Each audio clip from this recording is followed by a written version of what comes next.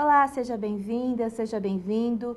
O Indústria Sustentável de hoje vai conversar com Thaís Pessoa. Ela é gerente de marketing e sustentabilidade da EMAP, tradicional indústria do Ceará e uma das maiores produtoras de ovos e aves do Nordeste. Aqui também a nossa comentarista Aucileia Farias, coordenadora do Núcleo SG da FIEC. Olá, Aucileia, seja bem-vinda. Obrigada, Cris. Mais uma semana juntas. Mais uma. Olá, Thaís, seja muito bem-vinda. Obrigada pelo convite. Thaís, eu gostaria de começar a nossa conversa falando sobre a EMAP. Ela é uma marca muito tradicional e respeitada no segmento, tem aí muitos anos de mercado. Eu queria que você contasse um pouquinho da história da EMAP, como é que ela surgiu e enfim, o que fez com que ela viesse para o mercado. Bom, a EMAP ela foi fundada pelo meu avô, Roberto Pessoa, há 60 anos. Né? Então, em 1963, ele tinha um sonho, né, de casar com a minha avó. E aí, ele resolveu abrir um negócio, né, no início com foco em frango de corte. E aí, logo depois, ele mudou para o segmento da postura. E há 60 anos, inovando, sempre muito pioneiro, né? Ele sempre teve assim uma visão muito à frente. Começou a fabricar a própria ração, que foi um diferencial dele. E aí foi criando outras unidades, né? Temos uma unidade na Bahia, a nossa outra unidade produtora na Serra da Ibiapaba, em Tianguá. Então, o negócio foi crescendo, depois veio a segunda geração, né, com os filhos. E agora, né, com a terceira geração, eu, meu irmão, meu primo também, entrando aí no negócio da família. Você falou que o seu avô queria casar com a sua avó, aí criou a EMAP, quer dizer que ela é resultado do amor dos seus avós, é isso? Isso, ele trabalhava numa indústria de ferragens, mas com o salário que ele ganhava lá, o meu bisavô disse, olha, você não vai conseguir casar, né? Com esse dinheiro que você ganha, você não vai conseguir casar. E aí deu a ele uns caminhos, né? Tinha um amigo que estava no ramo e estava se dando muito bem, então ele foi conversar com esse amigo do meu bisavô, que deu as instruções, aí comprou os primeiros pintos da Granja Regina, que era a única que produzia pinto de um dia. E aí começou com um pequeno aviário na Mucunã, em Maracanaú. E aí assim foi, aí foi crescendo e a história foi sendo construída. É uma linda história. Thaís, você menciona aí pinto de um dia, eu me lembro do tempo que eu era repórter de economia, nos anos 90, e que a gente tinha que cobrir o desempenho das empresas. Eram algumas empresas do setor, né, aqui no Ceará, e eu acredito que no Nordeste. Então, é um setor importante, é um segmento importante e já foi um dos pilares da indústria do Ceará. Como é que está essa relação hoje do segmento em relação ao resto da indústria? Bom, o segmento cresce, né? Está bem aquecido pelo protagonismo do ovo, né? O ovo cada vez mais tem sido um alimento reconhecido, né, como fonte de proteína, um alimento que sacia, né, que é democrático, que está na mesa de todos os brasileiros. Então não tem faixa etária, não tem classe social, realmente é um alimento muito democrático e é um alimento completo, né? O alimento é o segundo alimento mais completo em nutrientes, vitaminas, minerais, só perde para o leite materno. Então o ovo ele está cada vez mais, né, conquistando as mesas, né? O consumo per capita é de 243 no Brasil, né, por pessoa, então aumentou aí bastante nos últimos anos, então tem sido significativo as indústrias, né, da avicultura, e são grandes players no nosso mercado do Ceará, que estão à frente desse setor, então o mercado está bem aquecido. Você mencionou que a empresa tem outras unidades fora do Ceará, né? Onde é que elas são localizadas? Bom, a gente tem 3 unidades aqui no Ceará e uma na Bahia, em Barreiras, na Bahia. Que é outra região industrial, a cidade de Barreiras? A cidade de Barreiras fica próximo a Luiz Eduardo Magalhães, né? Que é uma região que tem muito milho, muita soja, então meu avô também muito visionário, viu essa oportunidade de colocar uma unidade ali, isso em 1995, né, no ano que eu nasci. E aí ele montou essa outra unidade, né, na época ele era deputado, então nesse trajeto Brasília, ele viu essa oportunidade pela região, pelo mercado de milho, porque o nosso mercado ele é muito influenciado pela matéria-prima, né, que é o milho e a soja principais. Então ele viu ali uma oportunidade de negócio estratégico. Thaís, você mencionou que é uma indústria que está crescendo, que é pautada no ovo, que é um alimento completo. Eu pergunto a você, essa mudança de comportamento das pessoas, sempre em busca de uma vida mais saudável, de uma vida mais fitness, o ovo ganhou protagonismo nesse aspecto, diante desse novo estilo de vida das pessoas? Com certeza. Né? Hoje em dia, assim, as pessoas comem ovo no café da manhã, no almoço, no jantar, né? Em todas as refeições, sempre. E as diversas formas de se fazer o ovo, né? É omelete, é o pão com ovo, é no cuscuz, é a crepioca, enfim. Então, o ovo ele é muito versátil, né? São diversas formas de fazer. Até as cozinhas mais sofisticadas estão usando o ovo, né, como protagonismo. A cozinha oriental, né, que na nossa cidade temos bastantes restaurantes que a gente vê que usa o ovo ou como decorativo ou para dar aquela cremosidade. Então o ovo realmente ele tem sido cada vez mais presente na mesa das famílias e nas refeições. É democrático e é saudável, né? Você mencionou. Isso, saudável, né? Uma proteína. Né? E sacia, né? Assim, você come 2 ovos, você fica saciado, né? Exatamente. Eu quero falar mais sobre esse assunto, eu quero falar sobre o crescimento, a expectativa de crescimento que vocês tenham para o setor de vocês, mas eu volto já já. A gente vai fazer a nossa primeira paradinha e volta já, fica aí.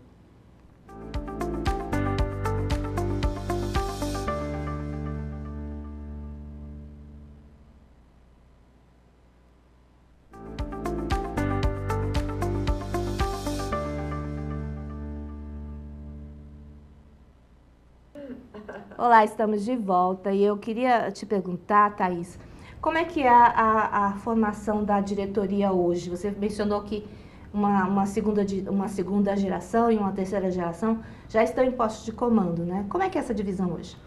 Bom, hoje o meu avô continua na presidência da empresa e aí as 3 filhas, Fernanda, Ania e Eveline, estão na diretoria.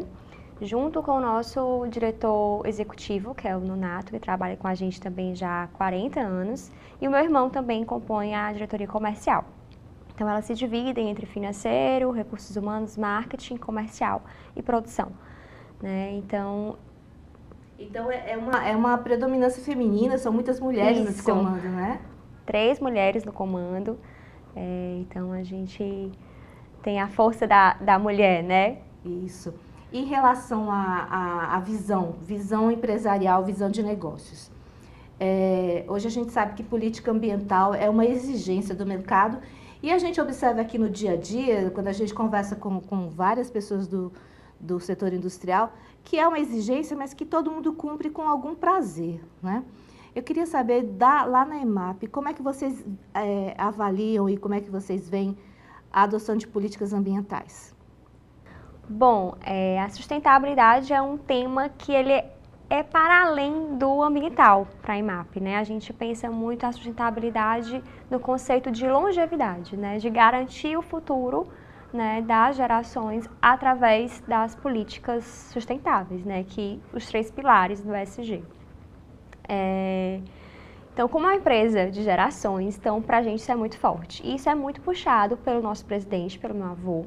Ele tem essa mentalidade muito inovadora, né? Então ele sempre trouxe isso para a empresa. Então começamos com a energia limpa, né? Que foi algo que ele quis tornar a empresa totalmente de fonte, né?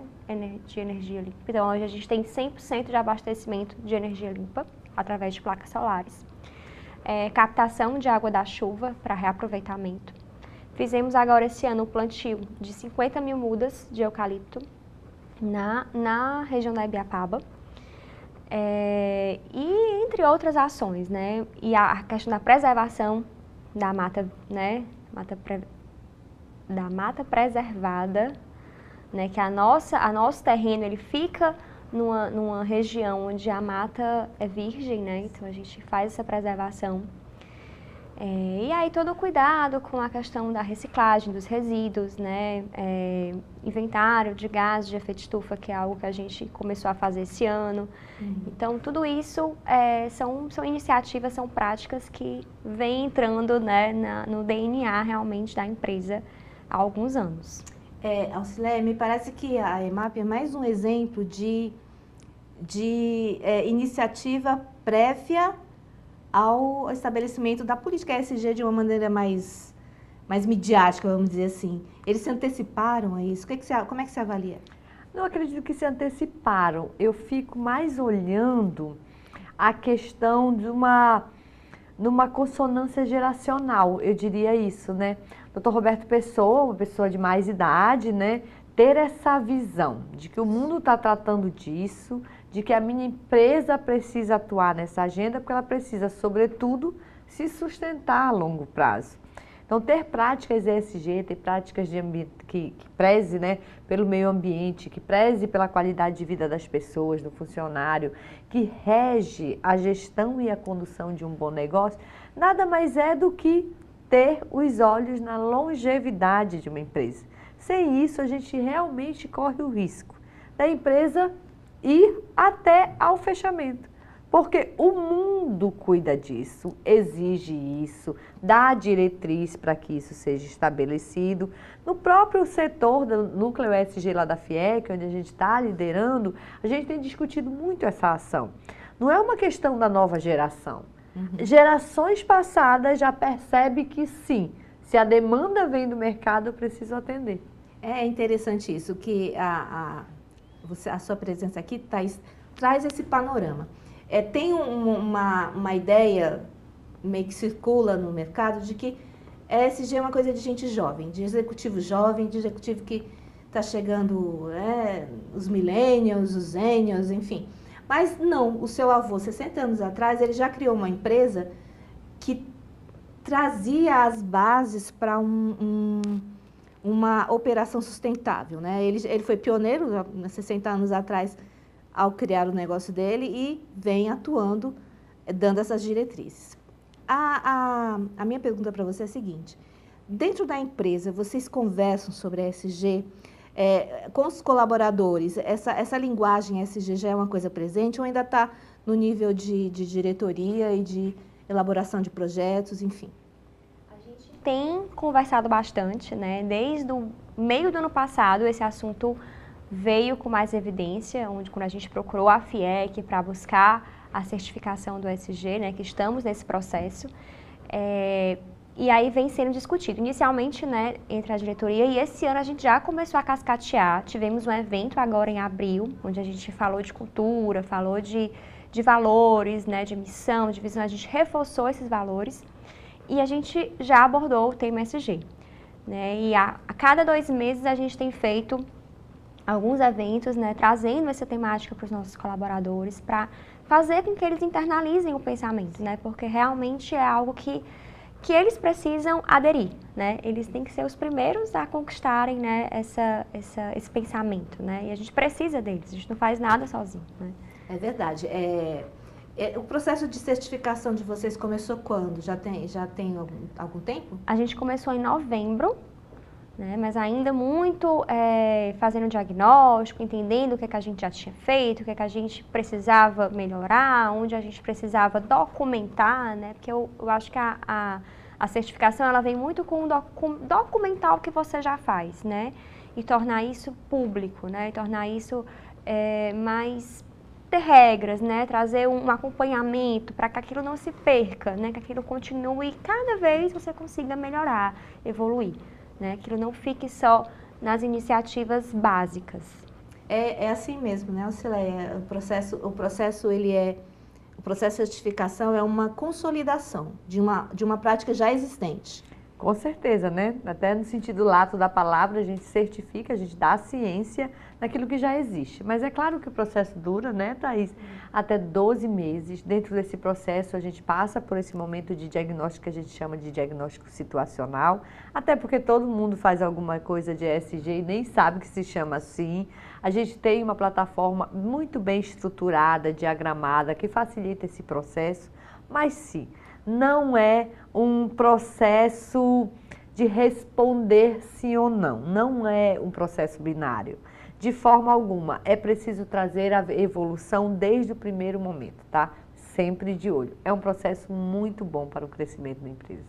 É verdade. A gente vai fazer a nossa próxima paradinha e no bloco final a gente vai retomar alguns temas e eu quero saber sobre a posição da juventude dentro da empresa. Fica aí.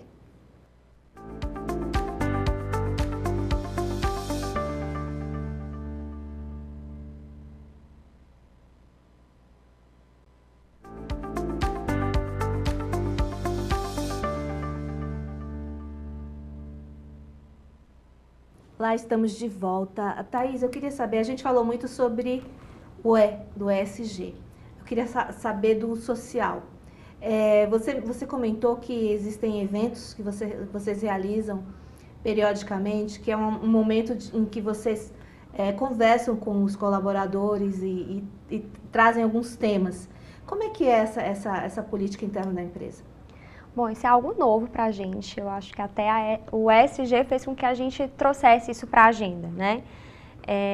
E código de conduta, que a gente está institucionalizando, né? O assunto de diversidade, de inclusão, de assédio, abuso, todos esses temas, né? E assim, a gente tem funcionários de muitos anos. Temos funcionários de 30 anos, de 40 anos. A segurança do trabalho também é um tópico muito relevante, né? Então, a gente precisa falar, a gente precisa trazer para que eles entendam, internalizem, né? Porque não adianta só a gente dar o equipamento e dizer, olha, você tem que usar, né? A gente tem que mostrar para ele a importância daquilo, né?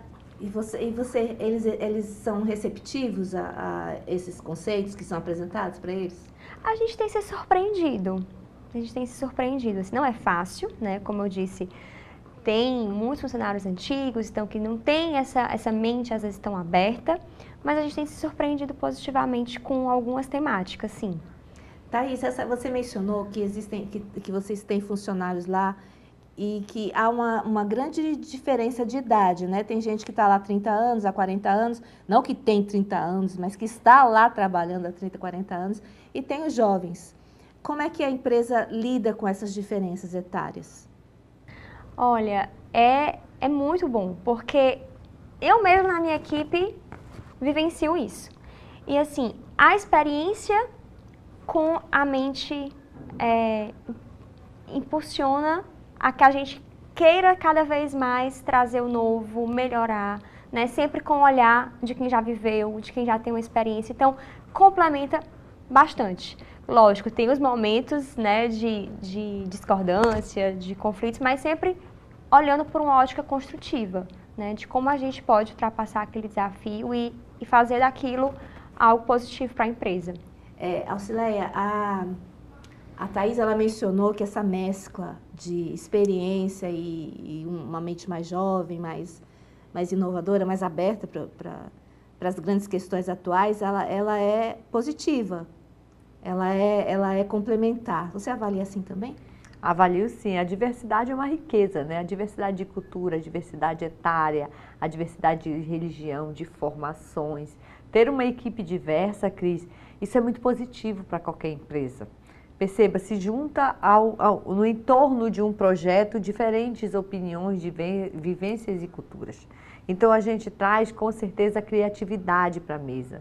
A gente traz, com certeza, inovação. E a gente também traz muito da experiência. Porque tem experiência mesmo que só a vida apresenta para a gente.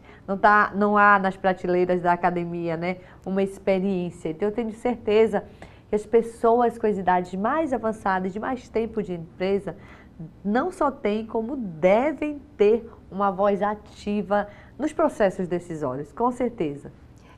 Thaís, quais seriam, assim, diante de você é diretora na empresa também, não é? Gerente. Gerente, você é gerente e tem uma diretoria basicamente feminina, prioritariamente feminina. Vocês têm um olhar, me parece que esse olhar converge para uma coisa mais sensível em relação ao público interno e ao público externo. Teria algum tipo de desafio maior na gestão de vocês hoje em relação a todas essas questões que o mundo coloca? O mundo moderno coloca a necessidade de você ser sustentável, a necessidade de você ser ético. Não que em outros tempos não fosse necessário, mas hoje existe uma fiscalização, uma vigilância disso. A necessidade de você ser diverso, a necessidade de você não ser racista, a necessidade de você entregar à sociedade aquilo que você recebeu em diversas formas de devolução. Quais seriam os desafios que você encontra hoje diante dessa sociedade tão mais complexa? Bom, a gente trabalha com pessoas, né? Então, é difícil fazer com que o pensamento da diretoria, os valores da empresa e da diretoria cheguem até todos da mesma forma, né? São pensamentos diferentes, são histórias diferentes, Então, é desafiador realmente. Então, a gente está nesse processo, né? Inclusive, esse evento que a gente teve agora em abril foi sobre isso, foi sobre cultura, onde a gente reforçou nossos valores. E foi o que a gente falou lá. Os nossos valores são os que é o que vai nos nortear para nossas decisões internas, externas. Né? Então, é muito forte isso. Então, quando você tem valores fortes, uma cultura forte, isso vai sendo um processo natural, né? Não deixa de ser desafiador, mas vai sendo mais natural. A Auxileia, ela definiu muito bem ali uma cultura organizacional, né? Ela traçou os pontos, os desafios. Qual o peso da cultura organizacional hoje para uma empresa ter um bom desempenho dentro dessa agenda? Olha, é fundamental. A gente sabe dos desafios, a gente sabe que trata-se de um tema particularmente novo.